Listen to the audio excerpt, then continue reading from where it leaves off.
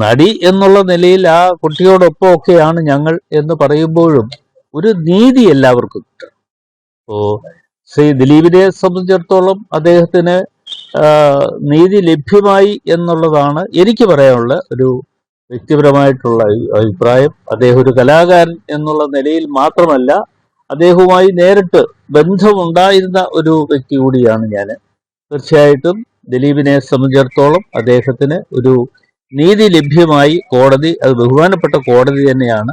അതിപ്പോ ദിലീപ് തന്നെ പറഞ്ഞിട്ടുണ്ടല്ലോ, ഉന്നത പോലീസ് ഉദ്യോഗസ്ഥയുടെ നേതൃത്വത്തിൽ ആണ് കുറെ പോലീസുകാരുടെ പിന്നെ എന്താ ഉണ്ടാക്കിയെടുത്ത ഒരു കേസുമായി ബന്ധപ്പെട്ടുകൊണ്ടാണ് ഇതൊക്കെ നടന്നത് എന്ന് ദിലീപ് പറഞ്ഞിട്ടുണ്ട്. അത്തരം കാര്യങ്ങളൊക്കെ നിരീക്ഷണം നടത്തേണ്ടതാണ്. അത് പിന്നെ തെരഞ്ഞെടുപ്പ് വന്നപ്പോൾ അല്ലെങ്കിൽ ഇന്നലെ അതിന്റെ വിധി വന്നപ്പോൾ പല തരത്തിലുമുള്ള അഭിപ്രായങ്ങൾ കേട്ടപ്പോൾ എനിക്കും അങ്ങനെയൊക്കെ തോന്നി.